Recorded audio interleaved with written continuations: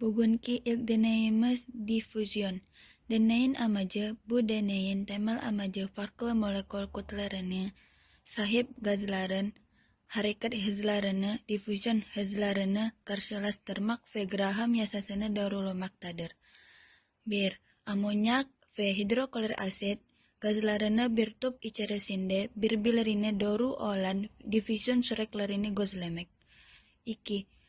Gazların diffusion hızlarını mol kütlelerinin karekoku ile ters orantılı olduğunu gösteren Graham diffusion yasasını ispatlamak.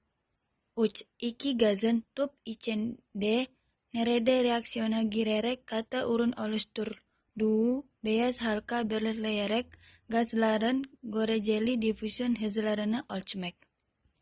Teorik yasasına gelirsek, diffusion kavramı, diffusion tanım, diffusion parçacıkların molekül veya atom kendi iç enerjileri, kinetik enerji sayesinde yüksek konsantrasyonlu bölgeden düşük konsantrasyonlu bölgeye doğru kendiliğinde hareket etmektedir. Bu hareket rastgeledir ve enerji gerekilmez. Gazlarda diffusion. Gaz molekülleri sürekli ve hızlı hareket halindedir. Diffusion hızı molekülleri ne kadar hızlı hareket ettiğine bağlıdır. Gerçekleşen kimyasal tepkime. Pamuklara damlatılan sıvı amonyak ve hidroklorik asit uçudur ve hemen gaz fazına geçer. Gaz molekülleri tüp içinde birbirine doğru hareket etmeye başlar. Bu iki gaz birbiriyle karşılaştığında tepkime girerek amonyum klorür ada verilen beyaz katı bir madde oluşturur. Tüp içinde gözlediğimiz beyaz duman bu katı ürünün oluştuğu noktadır ve gazların karşılaştığı yeri işaret eder. Graham diffusion yasası. Yasanın ilkesi Graham yasası bir gazın diffusion hızının o gazın mol kütlesinin karekoku ile ters orantılı olduğunu söyler. Yani hafif gazlar ağır gazlardan daha hızlı yayılır. Deneye uygulama ve beklenti amonyak mol kütlesi 14 artı 3 çarpı 1 eşittir 17 gram bölü mol. Hidroklorik asit mol kütlesi 1 artı 35.5 eşittir 36.5 gram bölü mol. Amonyak daha hafif olduğun için hidroklorik asitten daha hızlı hareket eder. Bu nedenle beyaz amonyum klorür halkasının daha yavaş olan hidroklorik asitinin konulduğu uca daha yakın oluşması. Öncelikle iki parça pamuk alarak birini amonyak, diğerini de hidroklorik asit ile ıslatıyoruz. Islattığımız pamukları cam borunun iki ucuna aynı anda yerleştiriyoruz ve bu anda süre tutmaya başlıyoruz. Birkaç saniye sonra cam borunun üzerinde beyaz bir bulut gözlemliyoruz ve bu zamana kadar geçen süreyi kaydediyoruz. Aynı işlemi 3 defa tekrarlıyoruz.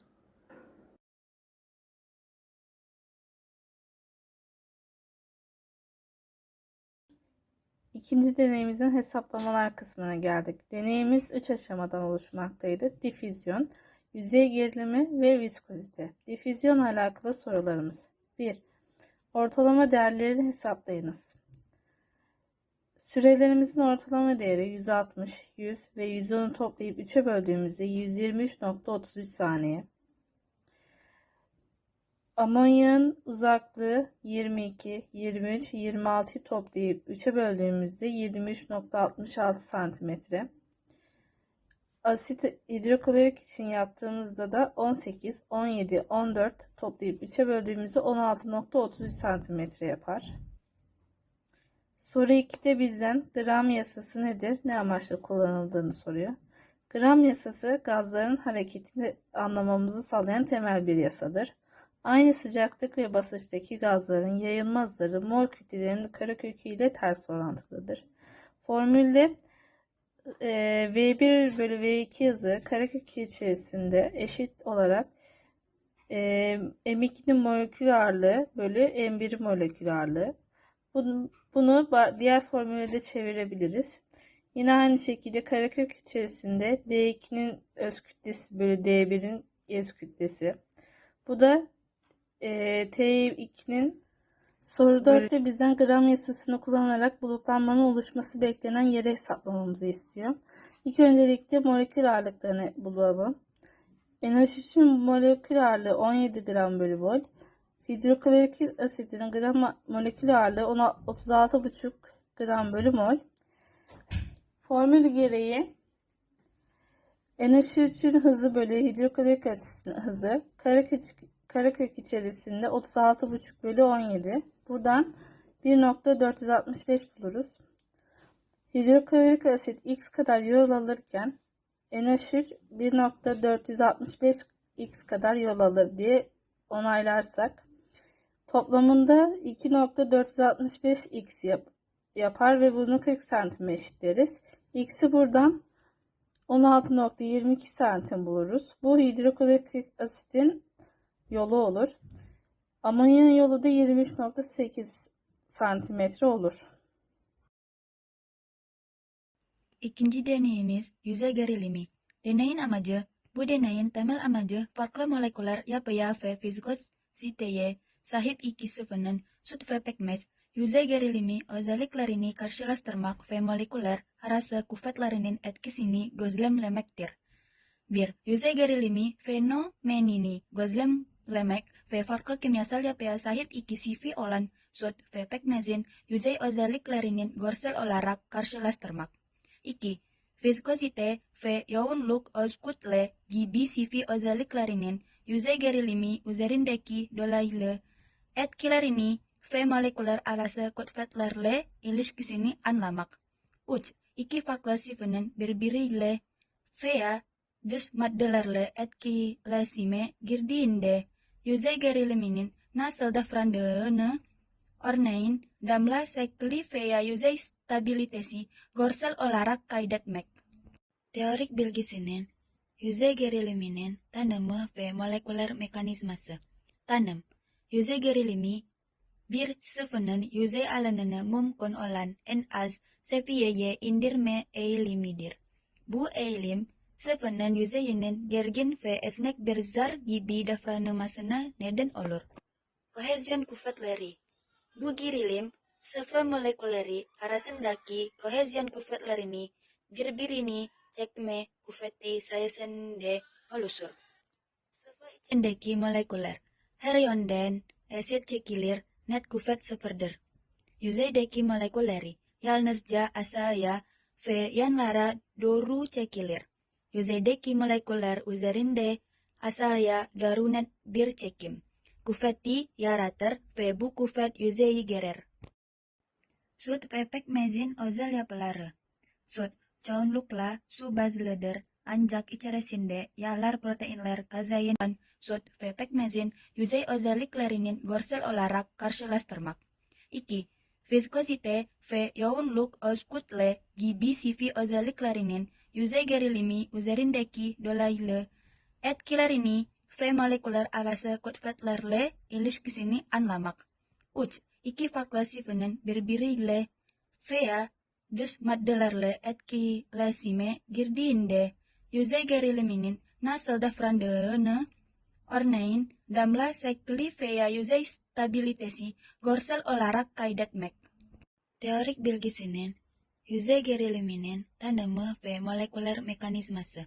Tanım, yüzey gerilimi bir sıvının yüzey alanını mümkün olan en az seviyeye indirme eğilimidir. Bu eğilim, sıvının yüzeyinin gergin ve esnek bir zar gibi davranmasına neden olur. Kohezyon kuvvetleri. Bu gerilim, sıvı molekülleri arasındaki kohezyon kuvvetlerini birbirini çekme kuvveti sayesinde oluşur. Sıvı Cendeki molekuler. Herionden acid çekilir net kuvvet sıfırdır. Yüzeydeki molekuleri yalnızca aşağıya ve yanlara doğru çekilir. Yüzeydeki molekuler üzerinde aşağıya doğru net bir çekim kuvveti yaratır ve bu kuvvet yüzeyi gerer. Süt ve pekmezin özel yapıları. Süt çoğunlukla su bazlıdır ancak içerisinde yağlar, proteinler, kazein ve laktoz içerir. Protein ve yağ molekülleri suyun yüzeyine yerleşik, su molekülleri arasındaki güçlü çekimi hidrojen bağlarını azaltma eğilimini gösterir. Bu durum sütten yüzey gerilimini saf suya göre düşürür. Yüksek oranda çözülmüş şeker ve diğer katı maddeler içerir. Bu iki ana özelliği beraberinde getirir. Yüksek viskosite içerdiği büyük ve karmaşık şeker molekülleri birbiriyle ve suyla çok güçlü etkileşim kurar. Bu da sıvının akışa karşı direncini çok artırır. Yüksek yoğunluk. Yüksek katı madde içeriği nedeniyle yoğunluğu sütten daha fazladır. Deney sonucunun yorumlanması, yüzey gerilimi, viskositesi ve yoğunluğu moleküllerin göstergeleridir. Bu deneyde pekmezin yüksek viskositesi ve yoğunluğu moleküllerin çok güçlü bir şekilde birbirine kenetlendiğini gösterir. Bu yüzdeki moleküllerin hareketini yavaşlatır ve yüzeyin davranışı, örneğin damla oluşturma hızı sütten farklı olacaktır. Süt ise içerdiği yüzey aktif maddeler, yağlar ya da proteinler sayesinde saf suya göre daha düşük bir yüzey gerilimi gösterir. Darısını aldığımız beherin içine 50 damla suyu ekliyoruz ve sonucunda çıkan değeri kaydediyoruz. Daha sonrasında yüzey gerilimini anlamak için diğer numunelerle de aynı işlemleri yapıyoruz. Yine darısını aldığımız beherin içine bu sefer 50 damla süt koyuyoruz ve çıkan sonucu ölçüyoruz. Sonucu kaydettikten sonra bu sefer de darısını aldığımız beherin içine 50 damla pekmez damlatıyoruz ve yine çıkan sonucu kaydediyoruz. Deneyimizin ikinci aşaması olan yüzey gerilimi soruları. Yüzey gerilimini etkileyen faktörler nelerdir? Sıcaklık arttıkça yüzey gerilimi azalır. Sıvının cinsi, kohezyon kuvveti ne kadar büyükse yüzey gerilimi o kadar büyük olur. Sıvıdaki yabancı maddeler yüzey gerilimi azaltabilirken de arttırabilir. Soru 2'de günlük hayatımızda yüzey gerilimi ile ilgili 3 tane örnek vermenizi istiyor. Su üzerinde yürüyen böcekler, temizlikte deterjan kullanımı, yağmur damlalarının küresel şekli yüzey gerilimine örnek verilebilir. Soru 3'te suyu yüzey gerilimi 72.8 cm yararlanarak sıvı yağ, süt ve pekmezin yüzey geriliminin karşılaştırılmasını istiyor. Bir damla 1 gram olarak hesapladığımızda süt, sıvı yağ, su, pekmez şeklinde yüzey gerilimi sıralayabiliriz. Üçüncü deneyimiz viskosite. Deneyin amacı, bu deneyin temel amacı sıcaklık değişiminin bir sıvının akışkanlık direncini, viskositesini nasıl etkilediğini ölçmek ve kaydetmektir. 1. Viskosite kavramını tanımlamak ve akmaya karşı direnç gösteren bir sıvı olan bal örneği üzerinden bu özelliği görselleştirmek. 2. Balın sıcaklığı yükseltildiğinde viskositesinin nasıl değiştiğini bilyelerin düşme sürelerini ölçerek kanıtlamak. 3. Elde edilen verileri kullanarak sıcaklık arttıkça balın viskositesinin azaldığını ve bilyelerin daha hızlı düştüğünü göstermek. Teori kesimi. Viskositenin tanımı ve moleküler kökeni. Viskositenin tanımı bir akışkanın sıvı veya gaz akmaya karşı gösterdiği iç direnç veya sürtünme kuvveti ölçüsüdür. Molekül köken. Viskosite sıvının molekülleri arasındaki kohezyon kuvvetlerinin birbirine çekme gücünden kaynaklanır. Bal içerdiği yüksek orandaki şeker ve su molekülleri arasındaki güçlü hidrojen bağları nedeniyle çok yüksek viskositeye sahiptir. Bu bağlar moleküllerin kolayca birbirinin üzerinden kaymasını engeller. Sıcaklığın viskosite üzerindeki kritik etkisi. Isıtmanın rolü. Bal ısıtıldığında moleküllerin kinetik enerjisi artar. Artan kinetik enerji. Molekuleri da hızlı titreşmesine ve aranlarındaki kohezyon kuvvetlerinin çekimin zayıflamasına yol açar. Sonuç, balın iç direnci azalır. Yani viskozitesi düşer ve daha akışkan hale gelir. Soğutmanın rolü. Soğut balda ise kinetik enerji düşüktür. Kohezyon kuvvetleri baskın çıkar, bu da viskozitenin artmasına neden olur. Stokes yasası ve deneyin prensipleri. Stokes yasası bu deney küresel bir cismin bilye viskoz bir akışkan içinde düşürken ulaştığı limit hızı ile sıvının viskozitesi arasındaki ilişkiyi inceler. Bağlantı. Yasa gereği bilyenin düşme hızı sıvının viskozitesi ile ters orantılıdır. Sıcak balda viskozite düşük olduğu için düşme süresi kısa olur. Soğuk balda viskozite yüksek olduğu için düşme süresi uzun olur. A ve B noktalarını belirlediğimiz bir test tüpünün içine A noktasına geçecek şekilde bal ile dolduruyoruz. Test tüpünü doldurduktan sonra beheri suyla dolduruyoruz ve ısıtıcının üzerine yerleştiriyoruz. Kıskaçları kullanarak da test tüpünü beherin içine yerleştiriyoruz. A noktasının suyun içinde kaldığına da emin oluyoruz. Beherin sıcaklığını termometre kullanarak ölçüyoruz ve sonucunu kaydediyoruz. Sıcaklığını ölçtükten sonra tüpün üzerinden bir bilyeyi serbest bırakıyoruz. Bu sırada A'dan B'ye düşme süresini ölçüyoruz ve ölçüm sonucunu da kaydediyoruz. Sonrasında ısıtıcıyı açarak suyun ve içindeki tüpün ısınmasını sağlıyoruz.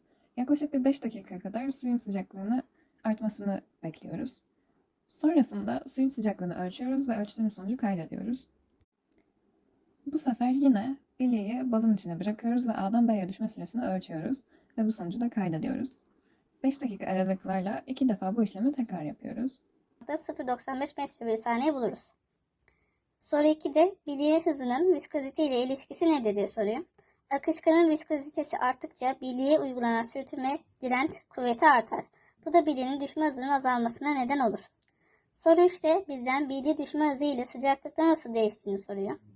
Sıcaklık arttıkça viskozite azalır. Viskozite azaldıkça sürtünme kuvveti azalır. Sürtünme kuvveti azalınca da düşme hızı artar. Soru 3'te bizden günlük yaşantımızda viskoziteye 3 tane örnek vermemizi istiyor. Bal yüksek viskoziteye sahiptir. Su düşük viskoziteye sahiptir. Kızartma yağı ise balla su arasında olup orta derece bir viskoziteye sahiptir.